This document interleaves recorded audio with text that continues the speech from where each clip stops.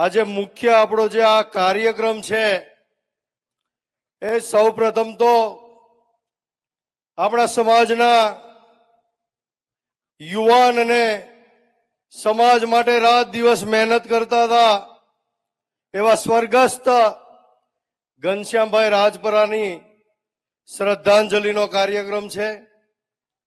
ત્યારે મારી સૌ વડીલો, આગેવાનો, યુવાનો, ભાઈઓ, બહેનો, સમાજના શ્રેષ્ઠીઓ, માતાઓ તમામને વિનંતી છે કે આજે શ્રદ્ધાંજલિનો કાર્યક્રમ હોય તો આપણે 2 મિનિટ આપણા સ્થાન ઉપર ઊભા થઈ અને ઘનશ્યામભાઈ રાજપરાને શ્રદ્ધાંજલિ પાઠવીએ। મિત્રો, સૌ મિત્રો પોતાના સ્થાન ઉપર 2 મિનિટ ઊભા થઈ જાય।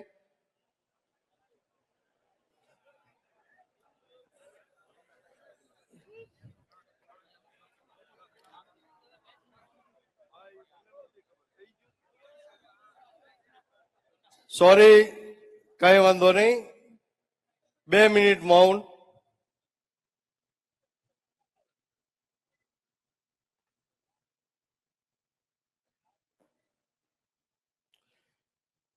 ઓમ શાંતિ શાંતિ। આભાર।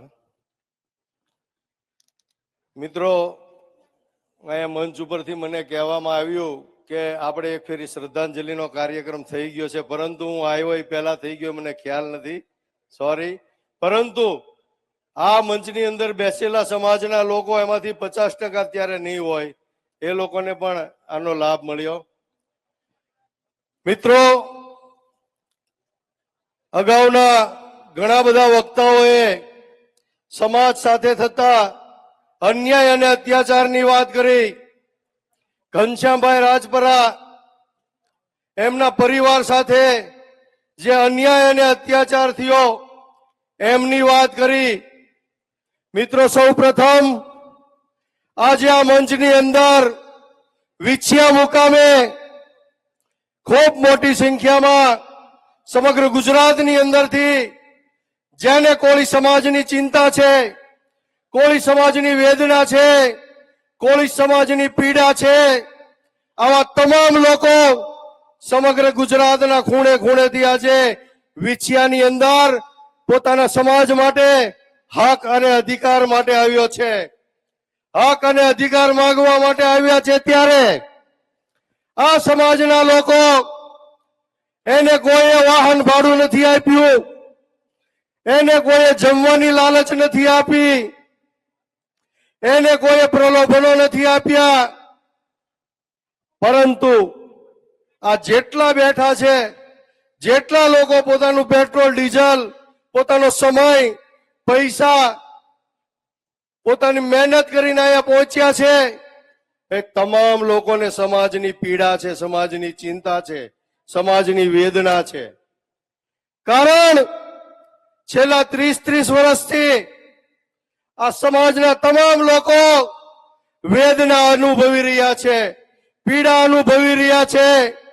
આ માત્ર ને માત્ર આ વિછિયા કે જસદણની એક ઘટના નથી, પરંતુ મિત્રો દુઃખ સાથે કહેવું પડે છે કે આ વેદના સમગ્ર ગુજરાતની અંદર દિવસે ને દિવસે વારંવાર થતી આવતી આ વેદના છે, પીડા છે, અન્યાય છે, અત્યાચાર છે। પરંતુ મિત્રો, જે રીતે વિછિયાની અંદર કોળી સમાજની ઉપર, કોળી સમાજના યુવાન ઘનશ્યામભાઈ રાજપરા ઉપર જે રીતે હુમલો કરવામાં આવ્યો, એને જે રીતે એક ભાઈ રજૂ કર્યો હતો, એને અરજી કરી હતી, લેખિતમાં આપેલું પોલીસ ડિપાર્ટમેન્ટ અને અધિકારીઓને કે મારી જાનનું જોખમ છે, મારા જીવ ઉપર ખતરો છે, પરંતુ આ જાડી ચામડીના પોલીસ અધિકારીઓ અને પ્રશાસનના અધિકારીઓએ આ વાત ઉપર બિલકુલ ધ્યાન આપ્યું નહીં। બીજી વાત એ કે સમાનતાની વાત કરતી આ સરકારને હું કહેવા માંગુ છું કે જ્યારે ઘનશ્યામભાઈ રાજપરા પછાત અને કોળી ઠાકોર સમાજનો દીકરો હતો, એને વારંવાર કીધું કે મારું મકાન પાડી દીધું ઇલીગલી હતું, કાંઈ વાંધો નથી, કાયદો કાયદાનું કામ કરે, નિયમ પ્રમાણે બધું થવું પડે. પરંતુ આ ભારત દેશના નિયમ પ્રમાણે, કાયદા પ્રમાણે, બંધારણ પ્રમાણે, સંવિધાન પ્રમાણે મારું મકાન પાડ્યું એમ જેટલા મકાનો ઇલીગલી હોય એ તમામ મકાનો પાડી દેવા જોઈએ. પરંતુ મિત્રો, આ અધિકારીઓએ જે રીતે દેશ આઝાદ થયો ત્યારથી લઈ અને આજ સુધી કોળી અને ઠાકોર સમાજનું કોઈ સાંભળવા વાળું નથી, એની વાત ઉપર કોઈ ધ્યાન દેવા વાળો નથી. અન્યાય અને અત્યાચાર થઈ રહ્યો છે. એ જ રીતે આ વિછિયાના આ તાલુકાના અધિકારીઓ અને પોલીસોએ ઘનશ્યામભાઈ રાજપરાની વાતને અવગણના કરી અને આજ સુધી ઘનશ્યામભાઈએ જે રજૂઆત કરેલી હતી એનું એ મકાન આજે પણ અડીખમ ઊભું છે. મિત્રો, આ વાતથી સાબિત થાય છે કે આ દેશની અંદર, ગુજરાતની અંદર સમાનતા જેવું કઈ છે જ નહીં. એસસી, એસટી, ઓબીસી, ખાસ કરીને કોળી અને ઠાકોર સમાજ ઉપર આ અધિકારીઓ અન્યાય અને અત્યાચાર કરી રહ્યા છે. મિત્રો, બીજી વાત, બીજો મુદ્દો આપણો છે કે 90 કોળી સમાજના યુવાનો જે હક અને અધિકાર માટે પોલીસ સ્ટેશન ગયા હતા, પોલીસને રજૂઆત કરવા ગયા હતા, પોતાનો હક અને અધિકાર માંગવા માટે ગયા હતા, ત્યારે પૂર્વ યોજિત કાવતરું હોય એ રીતે, અગાઉથી નક્કી કરેલું હોય એ રીતે આ કોળી સમાજના યુવાનો અને લોકોને જેલની અંદર ફિટ કરી દેવા માટે આ પોલીસ ડિપાર્ટમેન્ટ અને એના આકાઓના કહેવાથી પથ્થરમારો કરી અને ખોટા ગુનાની અંદર ગંભીર કલમો લગાડી 307 અને રાયોટિંગ જેવા ગુના દાખલ કરી અને 90 લોકો, નિર્દોષ લોકો, 50% થી વધારે તો લોકો એવા હતા કે એને ખ્યાલ પણ નહોતો કે અત્યારે અહીંયા શું થઈ રહ્યો છે, તો માત્ર જોવા ઉભા હતા. આવા નિર્દોષ લોકોને જેલમાં પૂરી દેવામાં આવ્યા. મિત્રો, આ અન્યાય નથી તો શું છે? આ પોલીસનો અત્યાચાર નથી તો શું છે? આ તાનાશાહી નથી તો શું છે? આ હિટલરશાહી નથી તો શું છે? ક્યાં ગયા દેશની અંદરથી લોકશાહી? ક્યાં ગયું સંવિધાન? હું પૂછવા માંગુ છું હર્ષ સંઘવીને, આ ગુજરાત સરકારને પૂછવા માંગુ છું, આ દેશની અંદર, આ ગુજરાતની અંદર ક્યાં લોકશાહી છે? મિત્રો, આપણી આજની માંગણી છે કે 93 લોકો ઉપર જે ખોટા ગુના દાખલ કર્યા છે, ખોટા કેસો કરવામાં આવ્યા છે, આ કેસો પરત ખેંચવામાં આવે. પરંતુ મિત્રો, મારી વાત એટલાથી અટકતી નથી, આપણને એટલાથી સંતોષ નથી. ખાલી વિછિયાના 93 યુવાનો ઉપર જે ફરિયાદ થઈ એનાથી વાત પૂરી થતી નથી. પરંતુ આજ સુધી ગુજરાતની અંદર જે વિસ્તારની અંદર, જે ગામની અંદર, જે શહેરની અંદર, સમગ્ર ગુજરાતની અંદર જ્યાં કોળી અને ઠાકોર સમાજ ઉપર જ્યાં હક અને અધિકારની લડાઈ લડવા ગયા હોય, જે પોતાની ન્યાય માટે ગયા હોય, એના ઉપર પોલીસે અને પ્રશાસને ખોટા કેસો કર્યા હોય, એ તમામ કેસો પાછા ખેંચવા પડશે.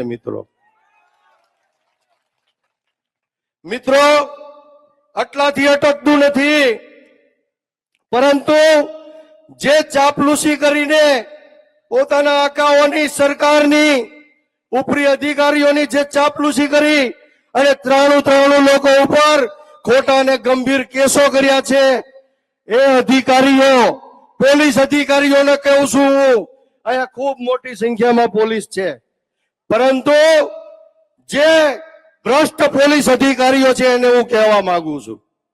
મિત્રો, જે પ્રમાણિક, નિષ્ઠાવાન અને દેશભક્ત, રાષ્ટ્રભક્ત જે અધિકારીઓ છે એને સેલ્યુટ કરું છું.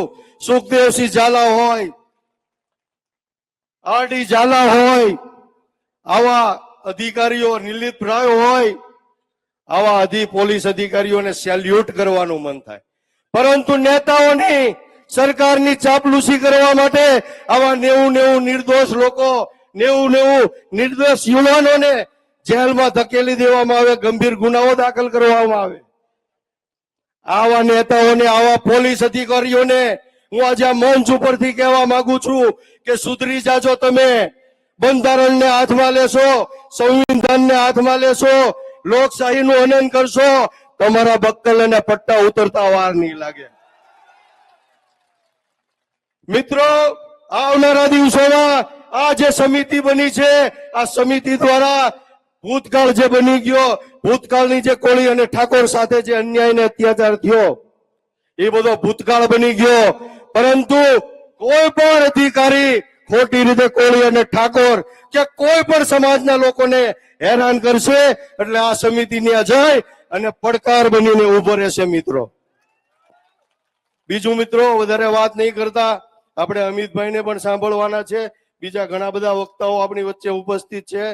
ત્યારે જે રીતે બ્રિજરાજે વાત કરી, જે ઘનશ્યામભાઈ રાજપરાના પરિવાર ઉપર જે આફત આવી પડી છે, આપત્તિ આવી પડી છે, અણધારી આફત આવી છે, ત્યારે દીકરીનો મેં વિડીયો જોયો, ખૂબ જ દુઃખ થયું, ખૂબ જ પીડા થઈ, વેદના થઈ કે ખરેખર આ આપણા સમાજના કોળી અને ઠાકોર સમાજના 40 નેતાઓ ગુજરાતની અંદર ધારાસભ્યો હોય, સંસદ સભ્યો હોય, મિનિસ્ટરો હોય અને કોળી સમાજને અન્યાય થાય, અત્યાચાર થાય અને હક અને અધિકાર માંગવા માટે રોડ ઉપર આવવું પડે, લાચારી કરવી પડે, ભીખ માંગવી પડે. આનાથી શરમજનક બાબત કઈ હોય? મિત્રો, ત્યારે આજે જે રીતે બ્રિજરાતે વાત કરી, ઘનશ્યામભાઈ રાજપરાની દીકરી એ અમારી દીકરી છે.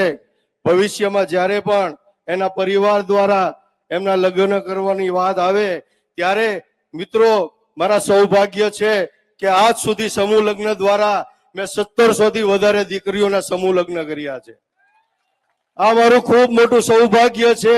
હું નસીબદાર છું. આજે 11મો સમૂહ લગ્ન હમણાં જ પૂરો કર્યો, પરંતુ આ વધારાની એક મારી દીકરી છે, એના પણ લગ્ન કરાવવાની જવાબદારી મારી છે. મિત્રો, ત્યારે વધારે વાત નહીં કરતા, જે રીતે આયોજકોએ ખૂબ જહેમત ઉઠાવી અને જે આ બીડું ઝડપ્યું છે કોળી સમાજને હક અને અધિકાર અપાવવા માટે, જે લોકો અહીંયા ઉપસ્થિત રહ્યા છે, પોતાનો સમય આમાં આપ્યો છે, તન મન અને ધનથી જે લોકોએ સેવા કરી છે, તમામનો આ તકે હું ખૂબ ખૂબ આભાર માનું. જય કોળી સમાજ, જય વીર માંધાતા, જય વેલનાથ.